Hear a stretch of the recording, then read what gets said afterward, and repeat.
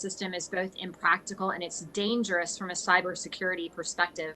As we make investments to modernize the Department of Defense, what steps should we be taking to move away from the older, outdated software platforms that are currently still in existence? The steps are we need to look at all the systems that are out there, and there's 294 last time I checked, so you're right, it's hundreds. Look at the functionality they perform and ask ourselves, what other systems do this functionality? Do we really need multiple systems doing the same thing?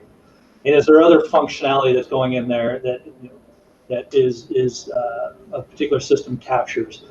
And then collectively say, no, you need system A, you need to go to system B, or you need to modernize, or you need to get a new system and and get a decommission date. And that's really the struggle, getting people to commit. When are you going to let go of your system? When are you going to change your comfort zone and go somewhere else?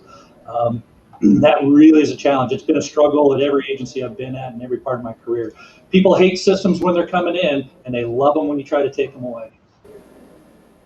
Yeah, and I think my concern is, as a member of the new cyber committee, recognizing that we have so many outdated or obsolete platforms that are at the vulnerabilities within the DoD, we need to be looking at doing that sooner rather than later.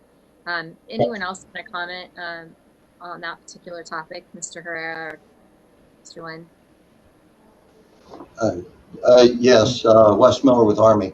And we are looking at the need to converge our ERPs. Rather than having three ERPs, we're looking to collapse that to one ERP so that the information will exchange easier between our working capital fund, our supply chain management, as well as the base accounting system. And if I could just ask one last quick question, do you need additional resources to do that? Yes, there is going to be an investment for that. We are going through. And that answer we'll have to cover it. Gentlelady's time has expired. Ms. Sherrill is recognized for 5 minutes. Thank you, Mr. Chairman. And I think that the chair went over some of the benefits, but to all the witnesses, can you give me an overview of just of the broad benefits of an audit of the DoD? Well, it's going to drive more efficient processes. It's going to drive better data, better transparency in what we're doing with the assets and resources entrusted us, better accountability for what we have, hopefully better public trust once we deliver the clean opinion, better cybersecurity, which should translate into prevented intrusions into our systems, and better inventory management, knowing what we have, what we need, and only ordering what we need. I was glad to see over this audit that serious progress had been made since FY2019's audit was concluded, particularly in things like the Defense Information System Agency's working capital fund going from a disclaimer to a clean result. As you were doing that, what are the best practices that you've gleaned from that progress, and how do you plan to implement them in the upcoming fiscal year? I believe the short answer is getting the dirty laundry on the table. Open up with your auditors. Tell them up front where you've got where you know you've got issues. Don't make them test it to tell you what you already know. That'll give you some credibility. So when you go back to your auditors and say, "Look, I think this area is clean now. We've put in new procedures that we allow us to be confident that we're capturing, recording, and reporting information accurately," and then using auditor recommendations for issues that still exist to really drive change. And I think that's been part of the challenge, letting people know it's okay to put the issues on the table, because then we can work them together, either between OSD and the components or with the auditors, and not to impair their independence in any way. And they'll never help you clean up something. But saving them the time and effort to test stuff that you know is already broken and being honest about your issues goes a long way in moving the process forward.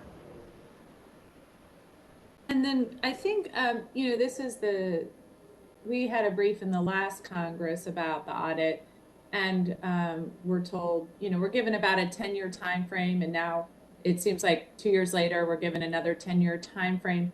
10 years. Excuse We me? started in 2018. We started in 2018 and we're predicting 2028. So it's still 10 years. So it's still 10 years. Okay, that's better to hear. Am I correct in understanding that it took Homeland Security about 10 years to pass the audit? You are correct. And then this past fiscal year presented challenges that we hadn't expected. So we're moving to mitigate the damage from COVID, but it did increase some expenses, new lines of effort, new needs. So what impact do you anticipate the pandemic having on the fiscal year 2021 audit results? Probably the same as we had in last year. Basically with travel, auditors need to inspect and observe certain controls in operation. The easiest example is inventory taking. So we have warehouses full of parts and equipment and supplies. We need to demonstrate to the auditors that our system shows exactly what's on the shelves out in the warehouse. And that means counting what's on the shelves and comparing it to the system, make sure the system shows exactly what's out there. And the auditors just weren't always able to do that. And I got to be fair and give our IPA and OIG friends, I say friends because at the end of the day, I believe we want the same thing, good internal controls and strong financial management. They really did a great job of finding alternative procedures that they could rely on. It still had an impact, but it really was minimized by their flexibility and scratching their heads and finding ways to make it work. Thank you, and I yield back. Thank you. Mr. Franklin is recognized for 5 minutes. Thank you, Mr. Chairman. And many of my questions have been answered, but yeah, I do want to echo, like many others have, I'm stunned that a department that consumes more of our discretionary resources than any other department of the government didn't see fit to just a handful of years ago to decide it was worth auditing where all that money was going. But I'm encouraged by the progress. I do have a couple of, just specific questions diving into some of the data that was presented to us. And this would be for Ms. Jenkins again. But with respect to the Navy, the NFRs, notice of findings and recommendations, I did notice that the Navy has more of those from fiscal year 19 than all the other services combined. Is that just a difference in the way that the Navy was conducting its audits, or are there just more problems? And then just kind of half facetiously and maybe not, is the success of all those findings, does that have anything to do with the decision that it's no longer as high a priority program and your personnel numbers are being cut? Sir, I would say the number of NFRs, it's a sign of progress for us. As I said, we opened up doors and we asked and embraced audit, and we asked the auditors to dig in deep, look at every process and every element. And quite frankly, we asked them to give us detailed findings so that we can address them at the lower level of detail. So the more and more that we're getting insight from them, the more of course, findings we get, and the more we get after it. I would say that a sign of progress for us has been the amount of remediation that we have been able to accomplish. From the number of just the findings that were resolved, every year over 20% of our findings we resolve them. But most importantly, and I said the benefit that we got and the progress that we're showing is through the journey. We got year one in 2019. We were able to demonstrate 100% accountability of our real property. The past 3 years, or 2 years, rather, we have closed 5 material weaknesses across all 3 audits that we have, because we have 2 for the Navy and then 1 for the Marine Corps. And then we were talking about systems. So one of the large number of our findings are around the business system environment and how complex it is. And we've been able to shut down systems, about 5 of them so far. And then we are on target to get on 1 accounting system for the Navy, or 2 accounting systems for the Navy by the end of this year, and 1 for the Marine Corps. As I stated previously on the NAV audit personnel, it is again resizing the organization to match the number of audits or the planned audits that we have. I'm not a personnel expert, but my understanding is that those personnel are going to be we put in other positions that matches their skill set. So we're going to be retaining those skill sets. And while we have the NAV audit as an arm of an internal audit function within the Department of the Navy, we have a complete separate workforce that we have expanded over the few years. The number of skill set and expertise we have that is focused on building the internal controls and all the work that comes in as a result of the financial statement audit to get after remediation. Okay, thank you. And this question will be for Mr. Glenn.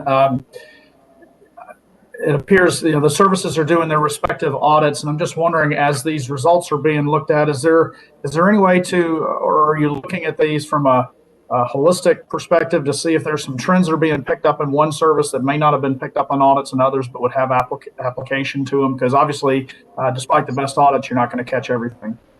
True.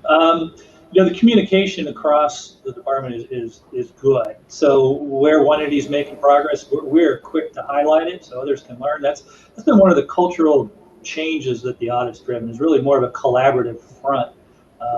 That a lot of times the services are confronting similar issues, and we hold weekly meetings on Mondays called financial FinOps, financial operations, where we talk about the issues, talk about best practices or ways to solve it. So yes, is the short answer, sir.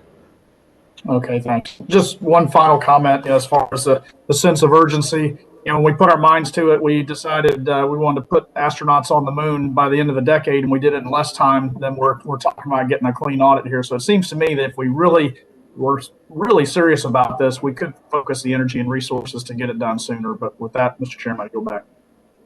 Thank you. Before I move, I have one question I want to get, and I have to leave in a minute. I'll recognize Mr. Kim in just a minute. You mentioned earlier a reduction in the amount of unobligated balances, basically money that we had obligated for a particular purpose. That purpose expired, and the money's just sort of hanging around. There's also money in the Pentagon that has been obligated for a particular purpose. That purpose hasn't yet expired, but they haven't spent it. That's sort of the uncosted balance portion. And that seems like a pretty bizarre concept in general, that there's all this money sort of sloshing around the Pentagon that at the moment doesn't have a specific purpose. So we've got that, and that sort of ties into an issue that we deal with all the time, and that is the unfunded requirements list, combined with the fact that frequently we in Congress will add back in programs that the Pentagon has not funded. But as it's been explained to me, the Pentagon knows that we're going to do that. So part of the reason that they don't ask for that is they don't want to box themselves in. They know we'll do it, and they're trying to preserve, and slush fund is an ugly phrase, but this pot of money that just sort of hanging out there that they could potentially reprogram. Is that as big a problem as it appears to me? I've been working with the NNSA in particular, and I know they've got about $8 billion in uncosted balances. Meantime, they're fighting bloody murder when their budget gets cut by about $1 billion. What has the audit found out about all this money, this unobligated money that's sloshing around? Because it seems to me that if you've got a bunch of unobligated money, then how are you also coming in and saying, oh, but our budget needs to be bigger? Well, I don't think it's fair to say sloshing around. And thank you for caveating slush fund. There are no slush funds that are hanging out there. I should note that the obligations that are out there, they're for specific purposes and are supported by specific reasons and needs. The funding that I mentioned earlier, the unobligated expired, like I said, there's always going to be some amount of that. If I obligate $100 to do something and the contractor delivers that for $98, I got a residual of $2. I should not leave it there as obligated, because the product's been delivered, and the financial statement auditors will say that $2 is not an obligation, de-obligated, which is the right thing to do. Absolutely. And so if the fund is expired, that $2 becomes unobligated expired, and that's good financial management. That's good best value acquisition. Where does the $2 go? It sits there and eventually goes back to Treasury. It is available for increases to existing obligations, but it's not available for new obligations. So I hesitate to say sloshing around. It sits there for 5 years just in case it's needed for existing obligations, and then after 5 years, it goes back to Treasury. Okay. I could pursue that more, but I'll do that on another time. But I think that's a crucial question in a budget as large as the Pentagon. There's a lot of that money. We ought to figure out how better able to handle it. Mr. Kemp is recognized for 5 minutes. Thank you, Mr. Chairman. Thank you, everyone, for joining up here. And Mr. Glenn, I wanted to just ask you a couple of questions here. I was reading through with interest the testimony that you had, and I want to kind of zoom in on the part that you talked about when it comes to use of artificial technology, robotic process automation, bots, things like that. And it sounded like this was potentially an area of not only efficiency, but also potential growth in terms of our ability to understand how we can be better stewards of the taxpayer dollars. And so I guess I just wanted to get a little bit more of a sense from you. I'm interested in understanding the strides that the services are making to use artificial intelligence to find, quote, ghost equipment or duplicates for accountability purposes or other challenges that you've identified that might be able to be solved through this problem. And I'm also just trying to get a sense of, what scale can this be utilized to within the purposes of what you're doing and DoD as a whole to help with that efficiency. Is this something more on the margins to kind of get to some areas that we've been struggling with and provide some efficiency? Or is there a place where this could potentially be a very central core element to how we not only conduct audits, but think about efficiencies within the DoD process? Yeah. Okay, thank you. Tell you what, I'll give you an example of where we're using optical character recognition in Wes. I'll probably turn to you for bots because you've got some good story there. There's a new accounting standards on leases that if leases meet certain criteria, they get a special accounting treatment. Well, we've got thousands of leases and probably hundreds of thousands of pages documenting the lease terms. That's one of those things that's hard to sell to the people at the front lines. Hey, we need to read these thousands of pages to look for specific criteria to know how to treat these leases in the financial statements. That's just, it's a tough value proposition. But we have I mentioned the centralized data. It's something called advanced analytics, or ADVANA is the short term. It has something called optical character recognition. And one of the things we're planning to do is we're going to feed these hundreds of thousands of pages of leases through ADVANA and the optical character recognition capability to look for specific terms. And it should be able to spit out results in minutes about what leases are probably good candidates for this specific accounting treatment.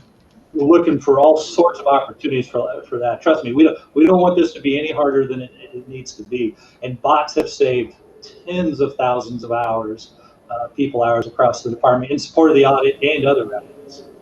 Wes, you want to touch on that? Yes, Mr. Kim, we have on our staff a data scientist to assist and to advise as far as different types of initiatives that can help as far as to identify inconsistencies within our data. We have used as far as the optical character reading as far as to look at contracts. We're working in the area as far as with bots to identify as far as documentation to be used to support our facility structures and to make sure that we can document those for our auditors so that it speeds up and improves the audit concept. We have done data comparisons as far as for inventory management, where items may be misidentified within the system. We can look for particular items where we can see that there is a match and the item is in fact accounted for within the system. So those are some of the things that we're doing. We find that it's necessary to have that data scientist with us and to help educate our people as far as the tools that are available. No, look, I appreciate that. That's very helpful. And look, my time's running down, and I never like to put the chairman in a position where I ask a question at the very last second and expect an answer. So what I'll just say here is that I've been connected with a lot of kind of small tech companies that are doing some very interesting AI type efforts, along these lines. So, this is something I'd love to just continue the conversation on, see if there's any potential ways that we can draw upon, some of these, really interesting firms that are doing this type of work to just try to make sure we're staying more efficient. So I'll make sure we reach on out offline, but just thanks for what you're doing. Appreciate it. Chairman, back to you. Thank you. Mr. Moore, I believe, has rejoined us. I saw him and then he moved on me. Mr. Moore, are you with us? I swear I saw him and then he just disappeared. I'm only hesitating here because Mr. Moore is the last questioner that we have here. I see his name, I do not see his picture, and he is muted. So rather than having all this, I'll just sit around here. That's all we've got. If Mr. Moore comes back on while I'm doing my concluding comments here, then we'll take him. But those are the only questions that we have. I just want to thank our witnesses and thank the members. This is very, very difficult. And I know that, as a number of members have indicated, and I have the same reaction. Basically, what it means is we don't know where we're spending all of our money.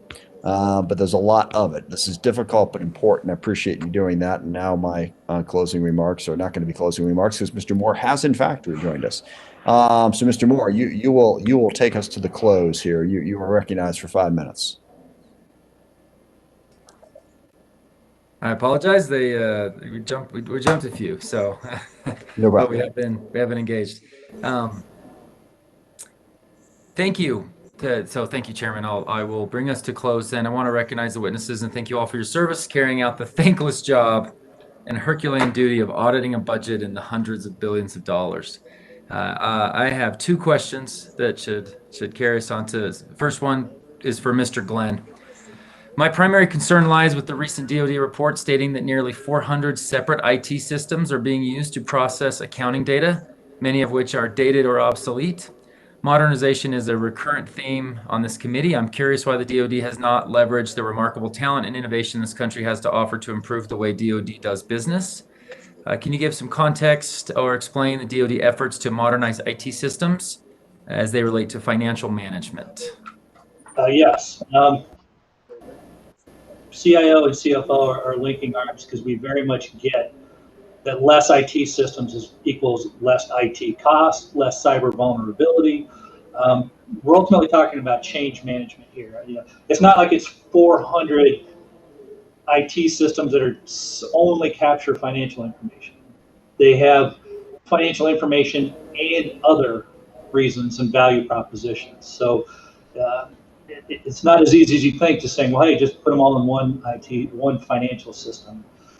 Plus, there's the comfort zone. I mentioned earlier that people hate new systems, and they love the systems that when you try to take them away. And people get comfortable with them, and you really have to hold them account. You have to tell them exactly where they need to go or how to replace that functionality. And you have to hold them accountable for a decommission date. And it really is a challenge. And we're doing that. We're holding quarterly meetings, joining with CIO and CFO in the services and saying, all right, what systems are out there? Where's the duplicate functionality? Where are you going to migrate to? And when are you going to do it? Excellent. No, and I did, in my opening, I mentioned the Herculean effort. So I do understand the difficulty and the nature of this. Can you just briefly address Congress's what timeline can we expect on moving data to the cloud that could ultimately help the auditing efforts? If you have any context on that, that'd be great to hear. I'll have to take that for the record, sir. It kind of depends on the scope. There's a number of cloud efforts across the way, and if you'd like, I'd be happy to let the services talk. But I'd have to take that for the record to give you a detailed and quantitative response. Okay, understand. Mr. Hare, the annual audit highlights the numerous challenges facing DoD's financial management, business systems, and cybersecurity. How does the department overcome the impact of rapid turnover to maintain focus on auditory challenges? You mean rapid personnel turnover? Yes. Sir, that's an interesting question, and certainly one that I think the entire department faces. I would say as we went through the pandemic last year, I think we're all incredibly enlightened as what's in the art of possible in terms of how we manage our workforce. We probably, prior to the pandemic, did very limited teleworking, except for when we had snow days and whatnot in the NCR. But we are recognizing that there's opportunity to do substantially more teleworking, and whether that's full-time, part-time, or just situational. And frankly, sir, it enables us to have a happier workforce and makes us more competitive in the marketplace for the talent we're all vying for. Yeah, there'll be a consistent theme, at least on my end, of retention efforts and the cost savings that ultimately does to us. So I do appreciate the concept. You know, the private sector has seen an incredible flexibility over the last year with the disruption of the pandemic. The more we can embrace that in certain ways and just be thoughtful of it is important. So I appreciate those comments. Sorry, continue. I'm certainly pushing it as a senior financial manager for the Department of the Air Force. Yeah, retention will be a cost savings across the board and definitely worth highlighting and keeping at the forefront. So thank you all for your participation. And Chairman, I yield back. Thank you. You know, I think this is a very important question. I think software is a big part of our problem because, you know, we have such old systems that, you know, they're very difficult decisions. I know within DoD that's a huge problem. So, you know, you've got the old system, you know how to use it. It's not working very well, but, you know, it's very expensive to move in a new one. You got to make sure you move in the right new one. But that's why, in addition, as Mr. Moore pointed out, the cloud is so important. I am really rather distressed by the delay in the JEDI program, and yes, I am abundantly aware of the reason for that delay, and it's reasonably close to home here. But I think getting that moving forward, if DoD could snap their fingers and have better updated software systems tomorrow, I think that would solve about half of this problem. Now I know they can't, but we need to work harder, I think, to get better updated software systems, get rid of the old ones, consolidate, take advantage of new technology. So I'd be really interested, and that's going to be a major focus of the committee when we're looking at our funding options. In fact, I would love to find ways to save money on these, you know, what we call legacy programs, which is really not an accurate description. It's more programs that are no longer helping us.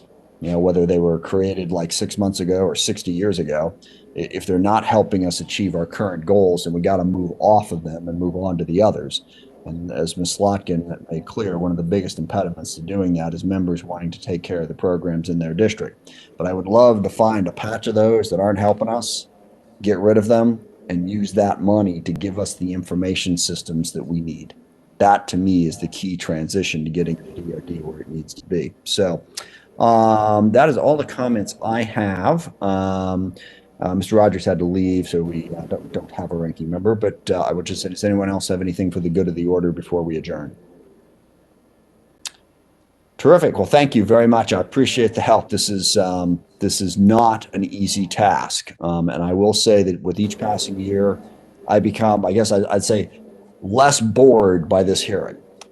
Because I'm learning more and more about it, so therefore I can follow it enough to be focused, and I certainly understand the importance of it. So the dedication of members, staff, and DoD are pushing forward on a crucially important and not easy issue. So I appreciate everyone involved with that. And with that, we are adjourned. Thank you very much.